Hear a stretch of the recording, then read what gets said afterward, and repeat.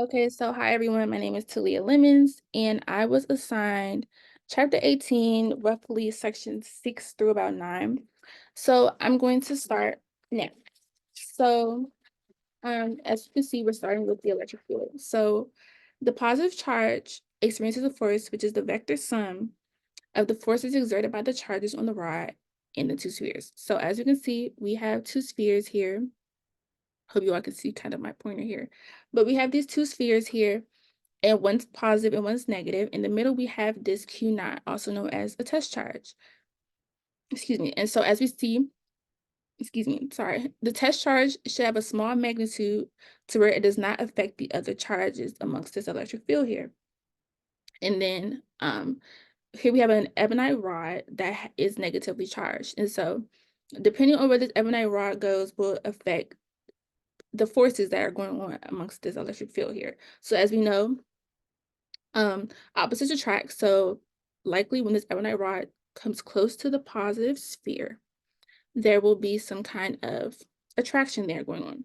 However, as we know, likes repel each other. So this negative here and this negative ebonite rod going closer to the negative sphere will create a repulsive attraction. Well, that's kind of two opposites, but there's repulsive force here. Like I said, as we should remember that the test charge does not have too much effect on this electric field for the other charges. So here we have an example 6 here. I wasn't assigned this example, so I'm not going to go too deep into it. But here, this is just using the electric field equation to find the electric field. So a formal definition of electric field is the electric field that exists at a point is the electrostatic force experienced by a small test charge placed at that point divided by the charge itself. So here we can see the equation here. It is E, which is known for electric field, as a vector, equals force, which is F, as a vector, divided by Q naught, or the test charge. And so the units of electric field is Newton per Coulomb.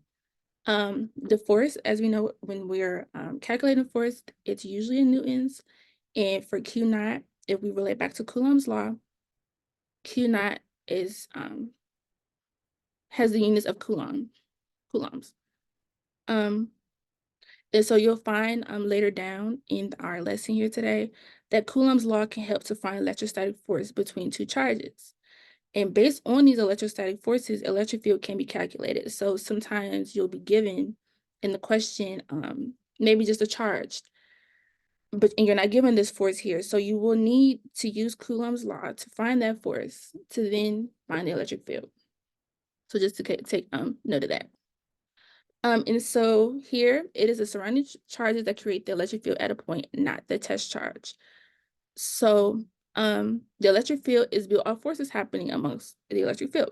So on the test charge. So based on this test charge and these forces going on, it'll affect whether you have the attractive or repulsive force, like I mentioned a couple of slides earlier. So with a positive test charge, you see the force and the electric field will go both in the same direction. However, when you have this negative test charge, the force will go one way and the electric field will go another. So example 7, an electric field leads to a force. Like I said, this is not my example to touch on. However, this does explain a little bit more on using the electric field to find different forces. However, this one, you're already given that newtons per coulomb. So as you can see, you're already given the electric field. You're given the electric field and you're given these forces so you can find. Sorry, in this question, you're already given the magnetic field and you're given these charges. So you can use the force, you can find the force in that manner. However, if you're not given the electric field or you're not given the, if you're not given the, I'm so sorry. If you are not given the force, if you're not given the electric field, then you will need to use Coulomb's law to find that force. So electric fields from different sources act as vectors. Electric field is a vector. So electric field is a vector. And so as you can see, depending on your direction you're going, you will be creating these vectors. So EA, you're going towards the right, EB, you're going towards, you're going downward, in the regular E, you're going in this diagonal manner. So electric fields from different sources act as vectors. And as you can see in this A and this B, these positive factors all do play a part in the creation of an electric field. So example 10, this is the example we will be focusing on. Example 10, the electric field of a point charge. So the isolated point charge of Q equals positive 15 microcoulombs in a vacuum. The test charge is 0.20 meters to the right and has a charge of Q naught. Q naught was actually wrong in this question. The Q naught should be 0.80 microcoulombs. So I'm going to just go ahead and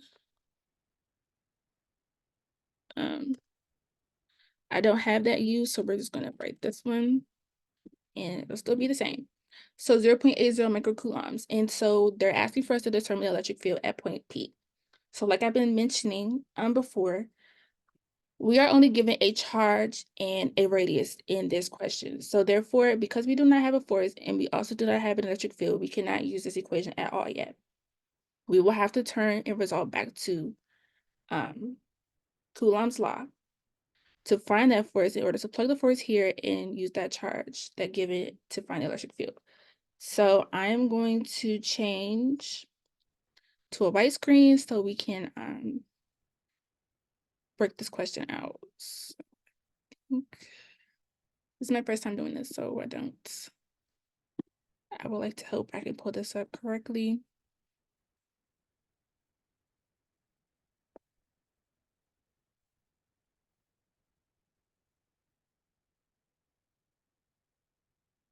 Okay, here we go.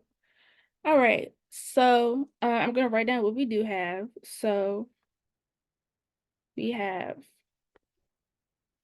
an isolated point charge shown as Q, oh, sorry, Q equals plus 15 microcoulombs. We have a distance of 0.20 meters based on the test charge. Oopsies. Based on the test charge that has positive 0.80 microcoulombs. So like I had mentioned beforehand, we are going to have to use two equations because we don't have a force here. We will have to use not only Coulomb's law,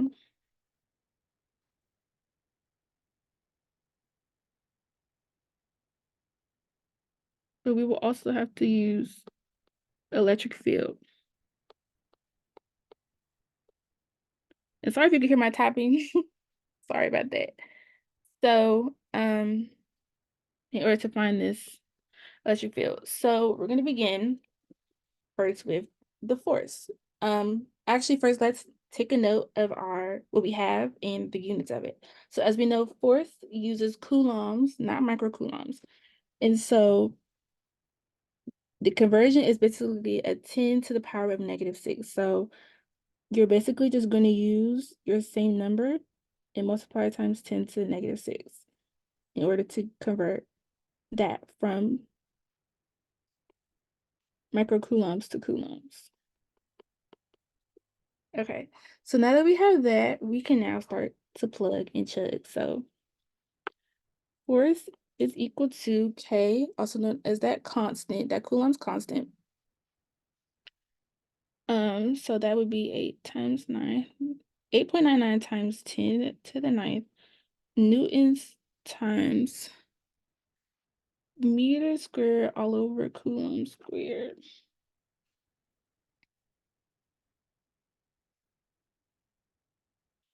Times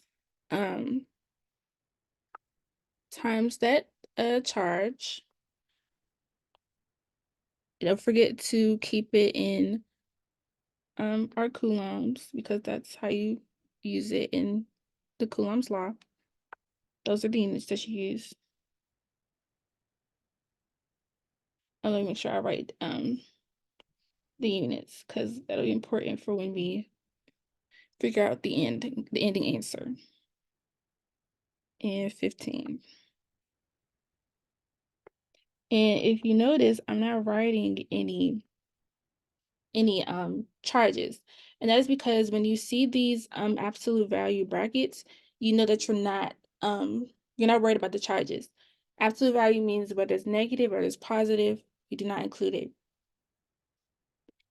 And then we just have our distance, also known as the radius, which was 0.20 meters. And you're going to square that.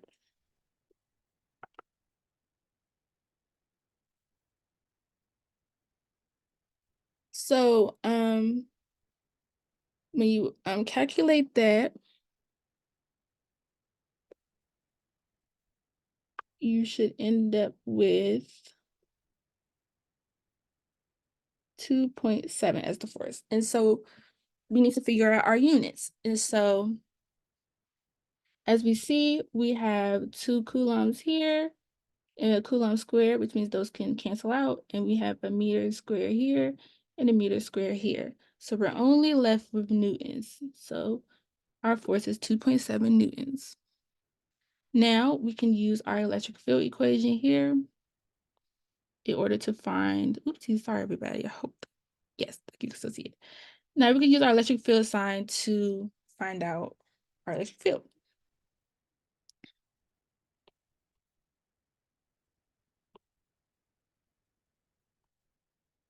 So electric field equals 2.7 newtons all over our test charge, 0.80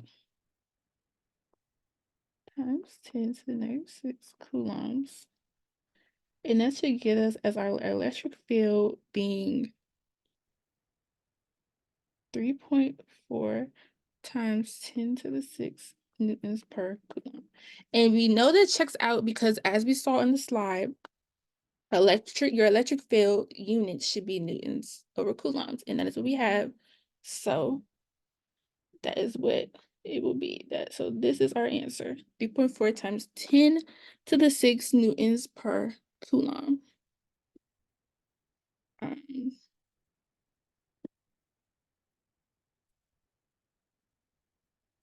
So we're going to stop that share and we're going to go back to the slides.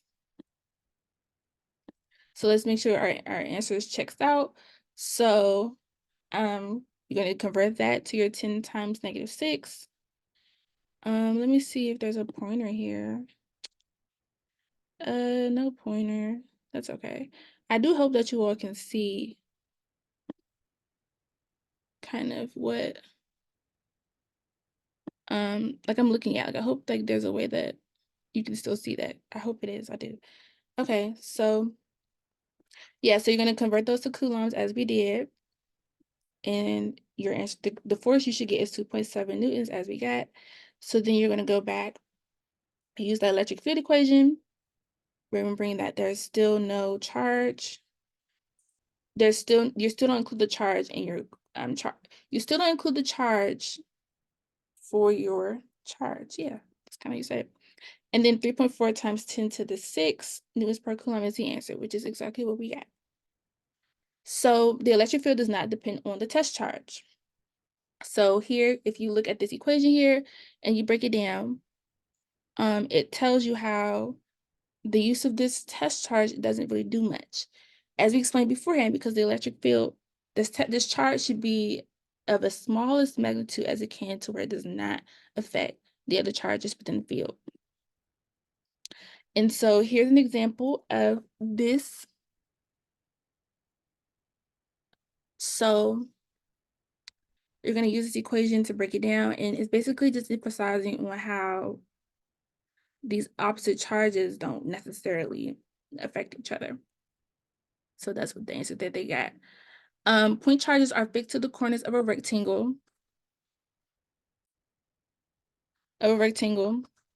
in 2 different ways. The charges have the same magnitudes but different signs. Consider the net electric field at the center of the rectangle in each case. Which field is stronger? So as we see these vectors here, they're all coming off of each other. because these electric fields do have these vectors here. And so consider the because this one has a lot more going on, it may be likely that it's this one. Now, because I hope you can see where I'm putting at. I do. So the parallel plate capacitor. Here's the equation for that. E equals Q divided by permittivity of free space times an area. And so this here is equals to charge density, and this here is a constant. You'll always be given this, which is this here. Excuse me. And so electric field lines or lines of force provide a map of the electric field in the space surrounding electric charges. And so an electric charge travels from positive to negative. And so this would mean that electric field lines will always go away from the positive and it'll end back up going towards a negative. Like they don't just branch off somewhere randomly and stop. They're always continuing. And so back to this equation here, this charge density is charge divided by area. I didn't want to make note of that. And so electric field lines are always directed away from positive charges and toward negative charges. And these lines should match magnitude of charge. So when you're ever asked to draw an electric field line or electric field and these lines are within it, you should ensure that they begin on positive and end on negative. So like I said, they don't just stop in kind of just a center mid-air or anything like that. They continue to move. So here you would think, oh, they just started randomly here, but they actually came from a positive and branched over to this negative. And so electric field lines mostly won't be constant or have straight lines. To take note of that. Yeah, so here, like I was explaining, electric field lines always being on a positive charge and end on a negative and do not stop in mid-space. And so here was what I was talking about. They aren't necessarily straight. They're kind of having this curve here. Number of lines leaving a positive charge or entering a negative is proportional to the magnitude of that charge. And so here, these positive charges are going away. However, it's not just stopping here. There is a negative charge somewhere on the other end of this. Sorry. So conceptual example 13, drawing electric field lines. There are 3 things wrong with part A of the drawing. What are they? And so 2 positive charges in an electric field, these lines will never intersect nor would they cross. And so here we see that they are crossing. Also, they are not matching up with what it should be. So this should be positive 4 to a negative 2. And then here, as we mentioned before, the magnitude that it should match the electric field lines. And so if there's 2 over here, there should also be another 2 over here to match up and give that 4. And so at equilibrium, under electrostatic conditions, any excess charge resides on the surface of a conductor. And so here, the main charge does usually stay on the inside and it comes to the surface. And so this will cause a net charge inside of the conductor to be 0. And so if you were to have an insulator, because we know that a conductor, that it can create these charges. However, if you had an insulator, the charge will never reach the inside and it will always remain on the outside because it is unable to flow that charge through. And so any extra charge resides on the surface of a conductor because it remains on the outside, as we see in these arrows are showing that they're going outwards. At equilibrium under electrostatic conditions, the electric field is 0 at any point within a conducting material. And lastly, the conductor shields any charge within it from electric fields created outside. And so as you see, this charge will remain inside. And based on the charge on the outside, it doesn't really affect what's going on the inside because it'll remain on the outside. So the electric field just outside the surface of a conductor is perpendicular to the surface at equilibrium under electrostatic conditions. And so as we see that again with these lines, it'll go away from the positive and go towards these negatives. And so here we can see this perpendicular angle it has amongst the surface of the equilibrium. And so as we see, as I mentioned before, it will be zero inside of it if when it's at equilibrium within a conducting material. So here you have you'll be using that equation that we just mentioned in order to figure that out. So Gauss's law. Gauss's law, I'm sorry, hold on, let me just pull it up. Gauss's law describes the relationship between charge distribution and electric field it produces. And typically there isn't much of a charge on the inside of it. And so electric flux through Gaussian surface is equal to net charge enclosed in surface divided by permittivity of free space. So here we have this permittivity of free space, that charge in this EA. EA is known as electric flux, and it's denoted by this theta E, which equals EA. Or this is phi, I'm sorry. Phi equals EA. And this Q is for that charge, E is permittivity of free space, and we were just given that constant number earlier. And so here you have that E, the cos of phi, and with the change of area.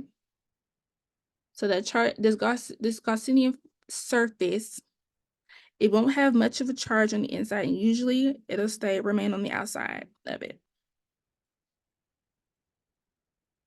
So here's a formal definition of Gauss's law. The electric flux through a Gaussian surface is equal to the net charge enclosed in that surface divided by the permittivity of free space. And so here's that net charge that is enclosed in that surface. And Q is denoted by charge distribution. So it's not necessarily just a specific charge. It'll be the distribution amongst a whole surface. And so the units of electric flux is newtons times meters squared over coulombs.